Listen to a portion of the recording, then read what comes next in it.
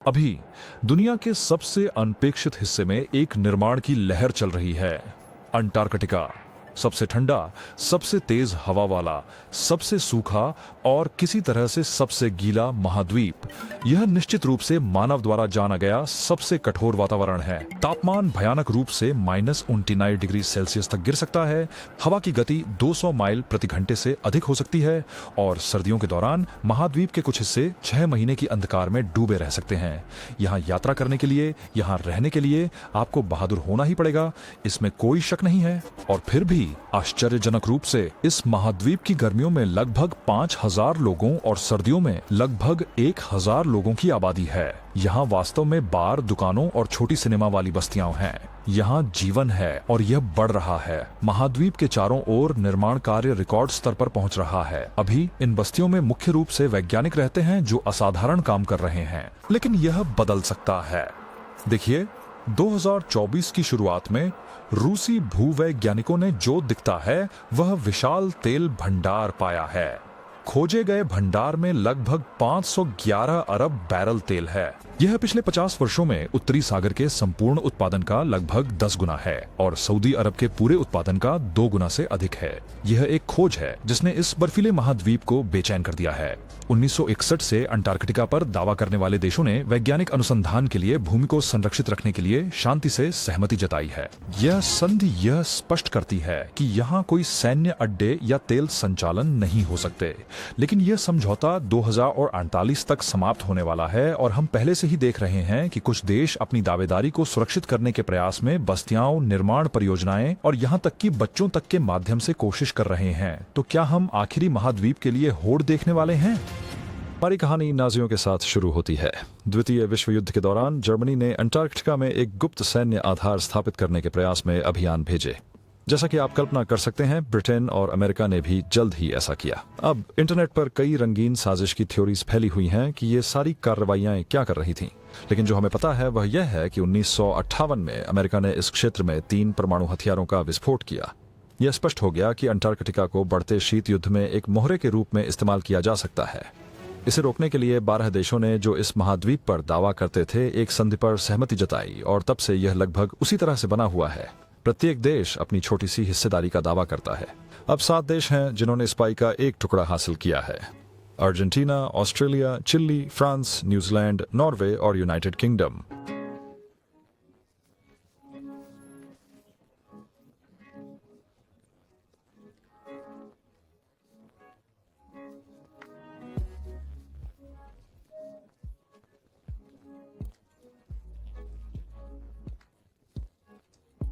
और जैसा कि आमतौर पर होता है, यहीं पर तेल की खोज हुई है, लेकिन हम उस पर थोड़ी देर में आएंगे। अंटार्कटिका में कुछ भी बनाना एक बहुत बड़ी इच्छा शक्ति की मांग करता है। ये ऐसा वातावरण है जो वास्तव में हमें वहां नहीं चाहता, और फिर भी जो आर्किटेक्ट और इंजीनियर यहाँ नए भवन बनाने के लिए काम कर रहे हैं, वे पहले से कहीं ज्यादा व्यस्त हैं। मैं 20 वर्षों से अंटार्कटिका में परियोजनाओं पर काम कर रहा हूँ। मैं 2 बार ब्रिटिश कार्यक्रम के साथ गया था, 1 बार स्पेनिश कार्यक्रम के साथ, 2 बार न्यूजीलैंड कार्यक्रम के साथ और 1 बार ऑस्ट्रेलियन कार्यक्रम के साथ। जैसे 1980 के अंत और 1990 के दशक में एक बड़ा निर्माण दौर था, हम वैसा ही अभी फिर से अनुभव कर रहे हैं। पिछले कुछ वर्षों से ब्रिटिश अंटार्कटिक सर्वेक्षण अपनी मौजूदा संरचना को अपडेट करने के लिए बड़े पैमाने पर प्रयास कर रहा है। हालांकि आप और मैं सोच सकते हैं कि कौन सही दिमाग में यहाँ 3 से 15 महीने का समय बिताना चाहेगा। वैज्ञानिक बिल्कुल यही कर रहे हैं और वे कुछ अद्वितीय चीजें हासिल कर रहे हैं। मुझे याद है कि मैंने हमारे पहले किरदार पर देखा था और वो उत्साह जो सारे अस्पतालों में फैला था, और फिर स्टेशन को तैयार करना और प्रायद्वीप में होना एक अद्भुत अनुभव था, और मैं इसे फिर से करने के लिए उत्सुक हूँ। यहाँ के वैज्ञानिक वो हैं जिन्होंने ओजोन परत में छेद की खोज की थी। वे जलवायु परिवर्तन के त्वरित प्रभावों के बारे में निरंतर सीख रहे हैं। स्पष्ट रूप से अंटार्कटिका दुनिया के लिए एक प्रकार का थर्मामीटर है और जलवायु परिवर्तन के कई प्रमुख संकेत अंटार्कटिका में देखे जाते हैं। और निश्चित रूप से उन्होंने पेंगुइनों का अध्ययन किया। यूके टीम ने अभी डिस्कवरी बिल्डिंग का 375 मिलियन अमेरिकी डॉलर का निर्माण पूरा किया है, जो साइट पर कई पुराने भवनों को बदलता है। ये 6 इमारतों को तोड़ने के बारे में है जो अपने जीवन के अंत तक पहुंच रही हैं। वे वहां 1970 के दशक और 1980 के दशक से मौजूद का हैं। कठिन मौसम में इमारतों के बीच चलना मुश्किल हो जाता है, इसलिए डिस्कवरी बिल्डिंग उन सभी को एक बहुत बड़ी संरचना में बदल देती है और ये पूरी प्रक्रिया को और अधिक सहयोगी बना देती है। यूके का सबसे बड़ा अनुसंधान केंद्र है अंटार्कटिका में, और इसमें एक वैज्ञानिक कार्यशाला, एक चिकित्सा केंद्र, संचालन केंद्र और यहाँ तक कि एक जिम भी शामिल है जिसमें एक क्लाइंबिंग वॉल है।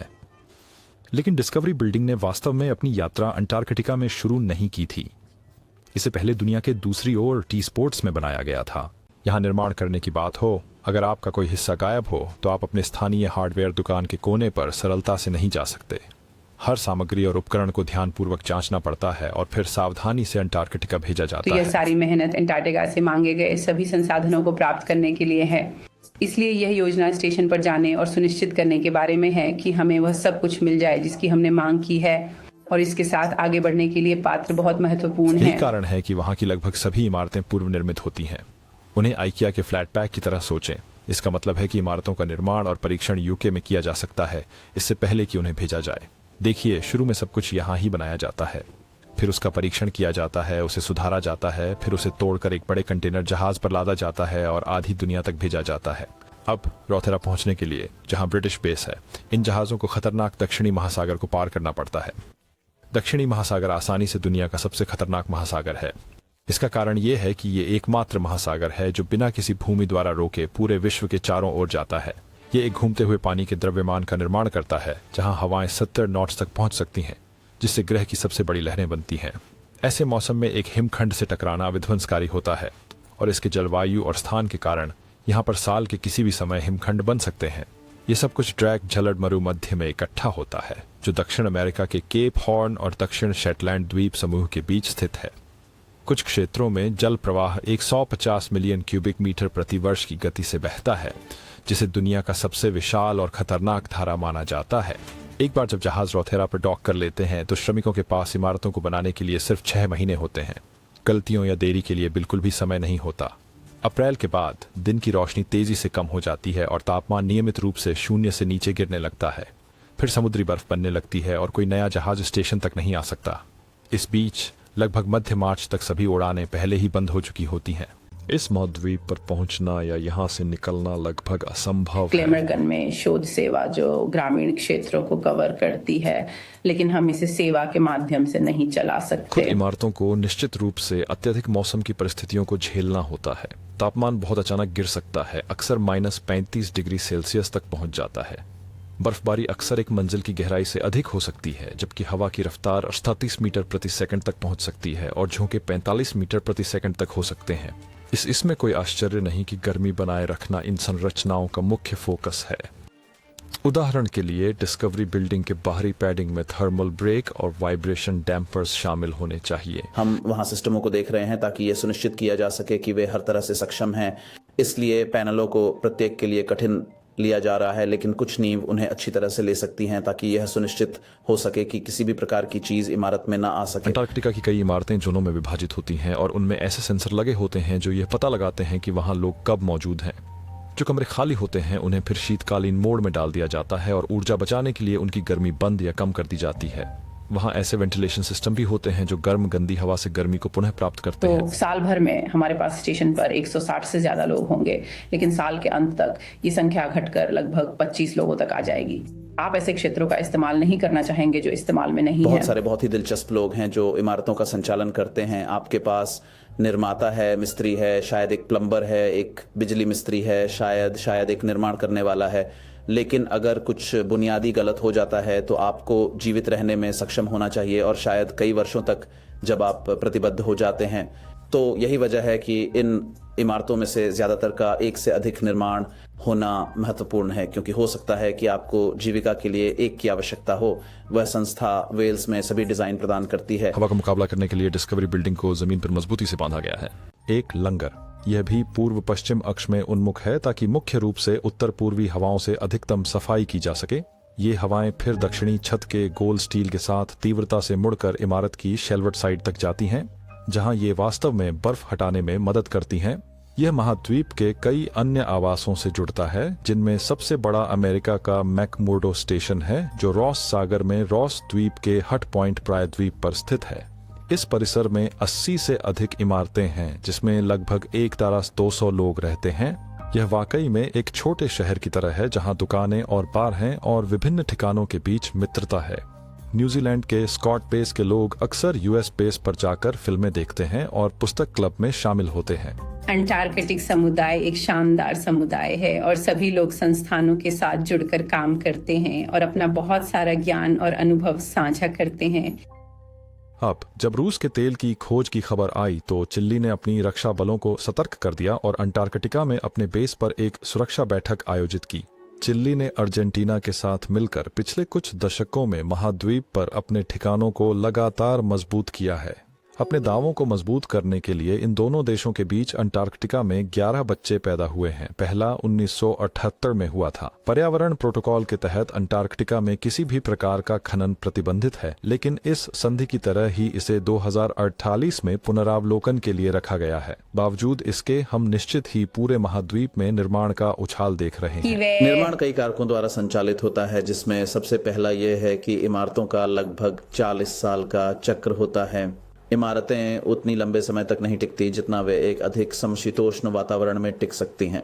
स्पष्ट रूप से अंटार्कटिका में भू राजनीतिक रुचि का भी एक तत्व है और हम इस समय देखते हैं कि वहाँ कई नए देश स्टेशन बना रहे हैं उन देशों के साथ जो पिछले समय से वहाँ मौजूद हैं।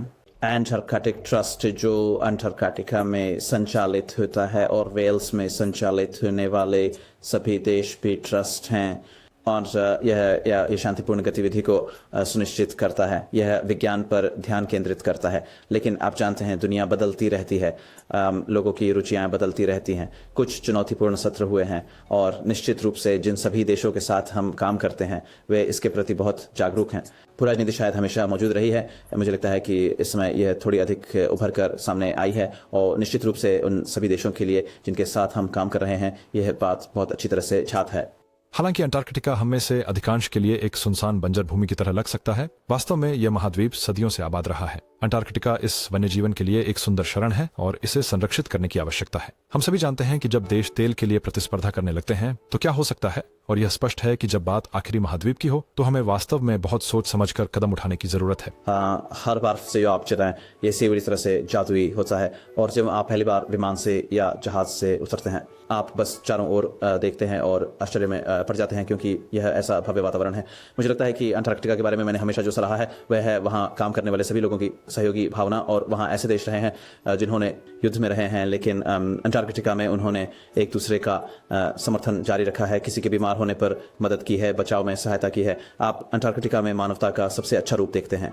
क्या यह जारी रहेगा? मेरा मतलब है कौन जान सकता है कि यह जारी रहेगा और यह शेष दुनिया के लिए एक शानदार केंद्र बिंदु प्रदान करता है यह समझने के लिए कि लोग अत्यधिक परिस्थितियों का सामना कैसे कर सकते हैं यदि वे वास्तव में ऐसा करना चाहते हैं। आने वाले दशकों में संभवतः और भी निर्माण परियोजनाएं होंगी, क्योंकि वे 7 देश जो अंटार्कटिका को पाना चाहते हैं अपनी दावेदारी सुनिश्चित करने की दौड़ में हैं। जो भी जीते ये